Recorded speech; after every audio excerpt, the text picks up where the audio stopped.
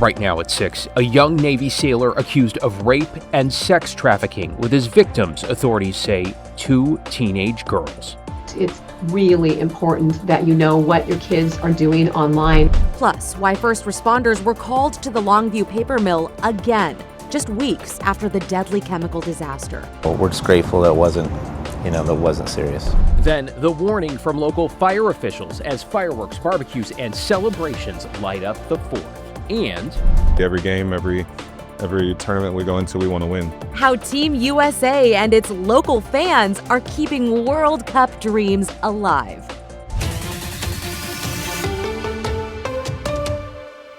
First here at 6, an active duty member of the Navy under arrest and accused of raping 2 teenage girls.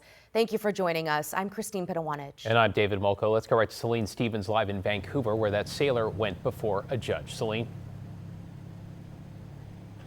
David and Christine, well, his name is Andrew Guerrero. He's 20 years old and he pled not guilty in court today.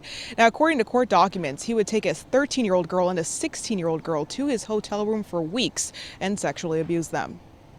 It's not about spying on your kids, it's about keeping them safe because online predators are real. On June 24th, Vancouver police received a report that a man was having sex with multiple minors in a hotel room. We went to the hotel, went to his room, located 3 juvenile males there and 2 juvenile females there. That man is 20-year-old Andrew Guerrero, who, according to court documents, is in the U.S. Navy and was in Vancouver on temporary assignment. Vancouver Police Department's Kim Kapp says the girls were 13 and 16 years old and were taken into protective custody when Guerrero was arrested. And he had invited them to come to the room and they had been there off and on for several weeks. And parents, especially with school being out, it's really important that you know what your kids are doing online when you're not there and even when you are there. Guerrero was arraigned Wednesday on charges of rape and trafficking. Enter a plea of not guilty and request to be for court dates. Okay, we'll accept your not guilty, please, sir. Kapp says Guerrero met the teens through Snapchat. In court documents, Guerrero told investigators that both girls told him they were 18, and it wasn't until he was having sex with one of them that she revealed she was much younger. However, that girl says Guerrero lied about his name. He was aware she was only 13 and that he paid for both girls to come to his hotel room starting back in May until the end of June. It's so important that if your kids are communicating with other people online, that you confirm that these are real people who are real teenagers, that these kids really know them in person through school or through church or however they're going to meet people through sports, but that they're not adults posing as kids or that they're not adults grooming kids. Guerrero's next court date is on July 28th. So the Military Sealift Command addressed this in a statement today, writing that we are fully committed to transparency, accountability, and cooperating completely with civilian law enforcement authorities during this investigation. Allegations of misconduct are taken with the utmost seriousness. Such behaviors run directly counter to our core values and have absolutely no place in the Navy. Back to you. Celine Stevens reporting live in Vancouver. Thank you, Celine. And a reminder that the National Sexual Assault Hotline is available 24/7. It is on your screen right now. That number is 1-800-656-4673. New at 6, a judge sentenced former Gladstone police officer to 20 years in prison today for his role in the death of his wife. Blake Benton, who changed his first name from Lynn in 2024, pleaded guilty and made a first-degree manslaughter. Prosecutors say Benton conspired with 2 others to kill his estranged wife, Debbie Higbee. She was found dead in 2011 inside her Gladstone beauty salon. Benton was originally convicted of murder in 2016, but the Oregon Supreme Court overturned the case, slating it for a retrial. The Clackamas County DA saying in a statement, quote, "Today's sentencing closes the final chapter on one of the county's most infamous cases and brings this measure of justice to Debbie Higbee." In an update, Washington's Attorney General has joined investigation efforts into the deadly chemical tank failure at the Nippon Dynawave plant in Longview. The AG's office says it will essentially investigate alongside county, state, and federal officials to determine whether any state laws were violated. And it comes as first responders rushed to the plant following reports of another chemical spill. Jay Coulter with the update. Well, as you can imagine, Longview is still very much reeling from the tank rupture that killed 11 men. So the chief tells me when they were back at the site today, it was a sensitive moment for everyone. It's still, it's still fresh on all of our minds. 5 weeks ago, Longview experienced the unthinkable. 11 workers killed after a chemical tank ruptured at the Nippon Dynawave paper mill. So when first responders were called back there for an emergency on Wednesday, it felt all too raw. You're hypersensitive to go back to a facility, whether it's serious or not, because I think the initial impression that it might be. We have to do our due diligence to ensure that we keep all their employees and our employees safe. And so, we slowed down and made sure that was the case. Longview Fire Chief Brad Hannig tells us they were called to the paper mill around 7:30 Wednesday morning for an employee who had a medical emergency while operating a forklift. Reports of an overturned acid container and a strong odor upgraded the call to a hazmat response. But thankfully, that was not the case. The tank was empty. It was unrelated to spill. There was no spill.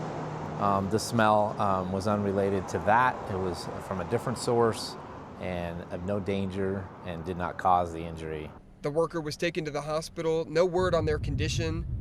First responders relieved the call wasn't any worse. We're just grateful that it wasn't, that wasn't serious. At least as far as the spill is concerned. The cause of the May disaster still unknown. In Longview, Jake Holter, KGW News. Answers could take months. Stay with KGW as we keep an eye on the aftermath of the disaster, including the latest on the investigation anytime at KGW.com or on our free TV streaming app, KGW+. In your headlines, the former owner of a North Portland convenience store learned his fate today after police say they found a large amount of drugs inside the business. 44-year-old Donald Sharma pleaded guilty to drug trafficking and was sentenced to at least 13 months in prison. Court documents say a search of the Stop and Go Mini Mart in March turned up more than 100 grams of cocaine, heroin, meth, and nearly 900 fentanyl pills. Prosecutors say the store contributed to drug activity and violence near Dawson Park. The community saw what was going on and they said something about it and got the law enforcement involved, got PPB involved. Sharma will begin his prison time in early October. A big green light for a new bridge over the Columbia after federal environmental review. Up next, putting the Interstate Bridge Replacement Project out for bids with a goal of getting a contractor locked down in the next year, with construction set to start in 2028. That's when tolls will also go up on the existing I-5 bridge. The full replacement, at last estimate, is forecast to cost some $14 billion. And an AI task force in Washington says it's got some recommendations for state lawmakers. In its final report, the task force delivered 11 policy recommendations. 4 have been enacted, including rules on AI chatbots, law enforcement transparency, and AI-generated child abuse material. Attorney General Nick Brown says the goal is balancing innovation with protections for people. The full report, which took 2 years to complete, is available online. Matt? All right, Christine, thanks very much. Another mainly cloudy day. We've had some breaks in the clouds here and there. We look to the southwest from our camera at the Springs at the waterfront in Vancouver, and you can see some clearing out over the west hills of Portland and out towards Washington County. Still on the cool side, of course, with the cool air mass in place and the cloud cover limiting the amount of heating we get from the sun during the day. But that guy in the boat doesn't mind at all. Looks like a pretty good day out there. Our high is the 67, which is way below average for this time of the year by more than 10 degrees. Everybody pretty much on the below average side of things around the state of Oregon. That was not the case through the better part of the month of June. I mean, look at this stretch of 14 days in a row where we had temperatures above average, peaking on the 15th of June at 97. But we finished the month with 6 straight days that were on the cool side of things too. So that was a nice change of pace there. And of course, we finished with a few rainy days as well. Still ended the month of June with below average rainfall, but by a little bit less than a half an inch. We don't get a lot of rain in June. It's our 4th driest month of the year. July, though, as we look ahead, is our absolute driest month of the year on average. You never know, but on average, we don't expect much rain. Only a half an inch, 51/100ths of an inch to be exact. In August, it's basically the same thing. So these next 2 months, the dry time of the year, as you know. Our average high temperature goes up from 78 today to 84 by the end of the month. That's our highest average high temperature of the year in Portland.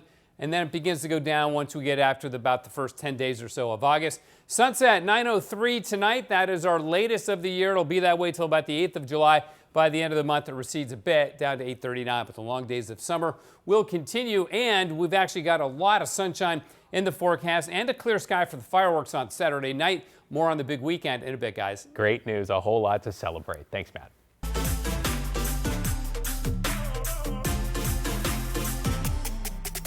Okay, to the World Cup, it is win or go home for the U.S. men's national team. The first knockout game against Bosnia and Herzegovina now underway. It includes star player Christian Pulisic back in the starting lineup. Let's check in with our Catherine Cook, who's at a watch party on Southeast Hawthorne. Catherine, the U.S. at this point up 1-0 at halftime. Guys, the crowd is so excited. They really think the U.S. has what it takes to advance. It is standing room only inside Gold PDX. In fact, behind us, you can see the crowd spilling out onto the street where they can still watch the match. As you mentioned, Christine, the U.S. did score, and boy, things got exciting around here about 20 minutes ago when that happened. Fans getting a taste of what they're here for.